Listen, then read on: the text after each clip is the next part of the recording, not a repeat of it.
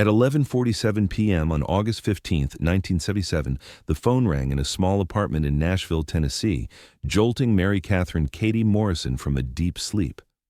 She had no way of knowing that the voice on the other end would be the last person to hear Elvis Presley laugh with genuine joy, or that their conversation would continue until sunrise, ending just hours before the king of rock and roll left this world forever.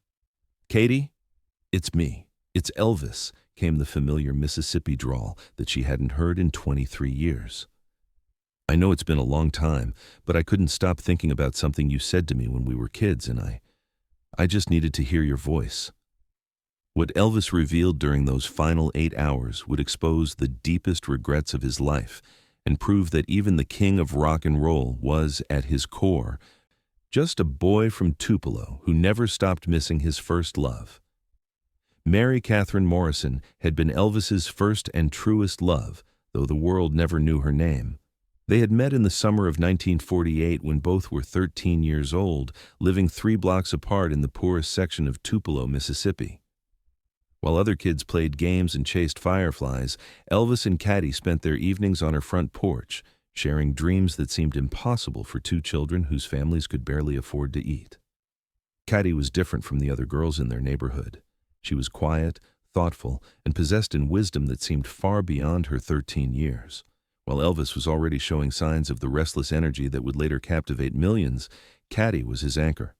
The one person who could calm his nervous spirit and make him feel like he didn't have to perform or prove anything to be worthy of love. Their relationship was innocent but profound. First love in its purest form. They would sit together for hours, Elvis playing his guitar while Caty sang harmony in a voice that was sweet but never showed off. She was the first person to tell Elvis that his voice was special, that it carried something different. But more importantly, she was the first person to see past the music to the sensitive boy underneath. In autumn 1949, Caty's father got a job in Nashville, and the Morrison family moved away. Elvis and Caty promised to write letters, to stay in touch. For 2 years, they exchanged letters filled with teenage dreams and promises. But as Elvis's life began changing with his move to Memphis and eventual discovery by Sam Phillips, the letters became less frequent and eventually stopped. By 1954, when Elvis was becoming a regional sensation, Caty had enrolled in nursing school. She heard his music on the radio and felt pride mixed with heartbreak, knowing the boy she loved was becoming someone the world would claim. She never tried contacting him during his rise to fame, understanding their childhood love belonged to a different time. Caty married Robert Morrison in 1959, became a nurse at Vanderbilt Hospital, and raised 3 children while following Elvis's career from a distance. She bought his records, watched his movies, and kept a small photograph of them as teenagers hidden in her jewelry box.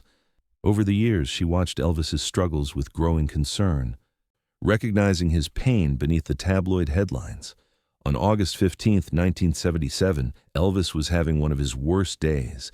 His health was deteriorating, his relationship with his father was strained, and the prescription drugs had created a fog that made each day a struggle.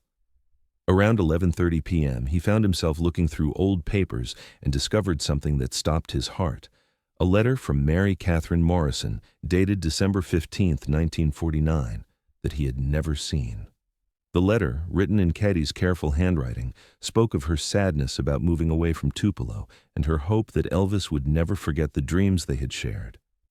But it was the last paragraph that brought tears to Elvis's eyes.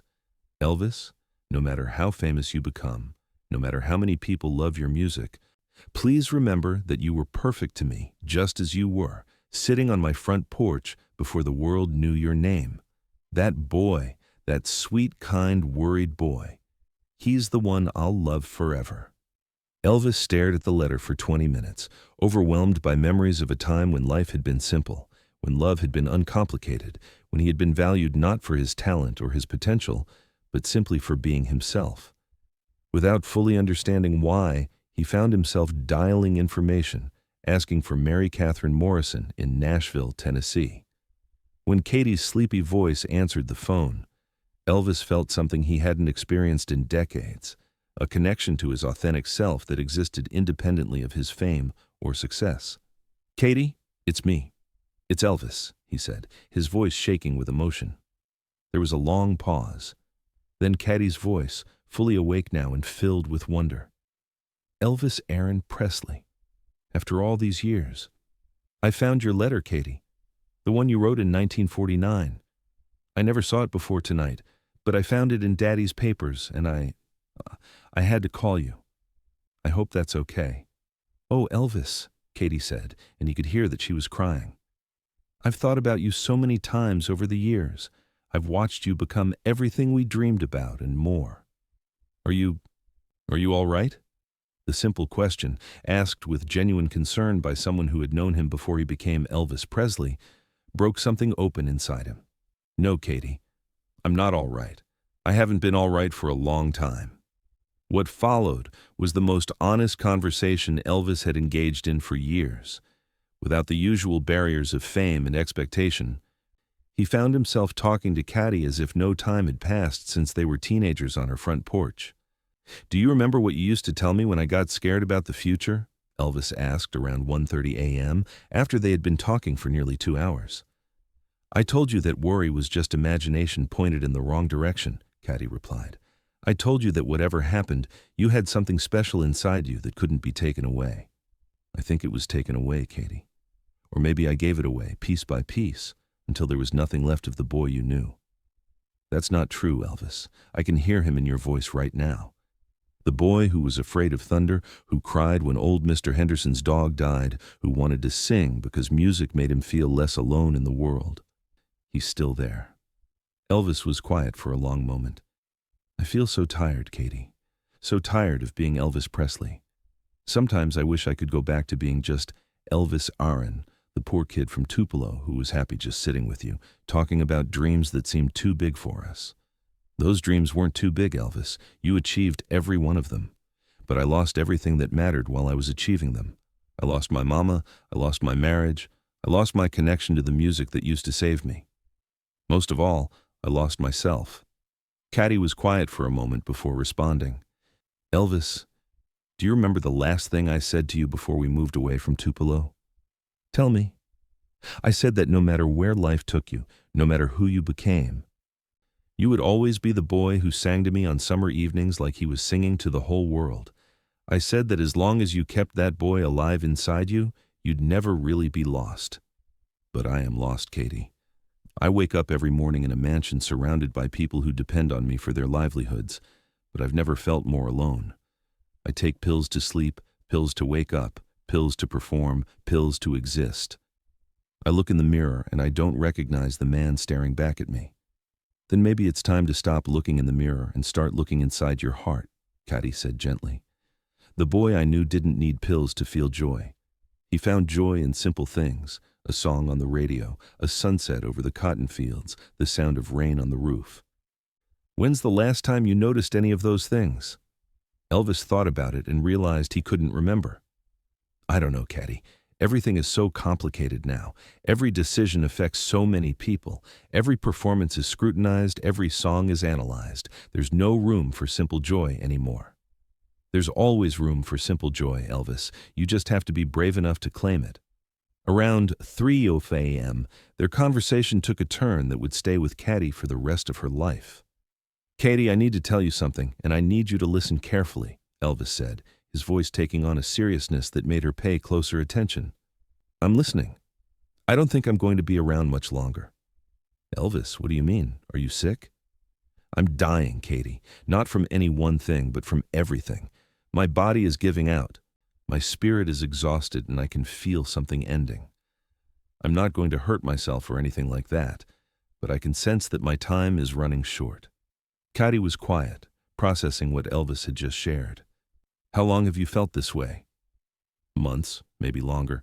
It's like I'm watching my own life from the outside, like I'm already gone but haven't figured out how to leave yet." "Elvis, have you talked to anyone about this? A doctor? A friend? Someone who can help?" "Who would I talk to? Everyone around me depends on Elvis Presley continuing to exist. They can't afford for me to be human, to be weak, to need help.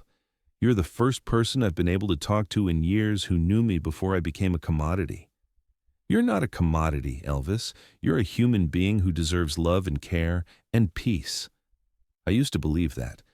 But somewhere along the way, I stopped being a person and became a thing that generates money for other people. Even my own family sees me that way now.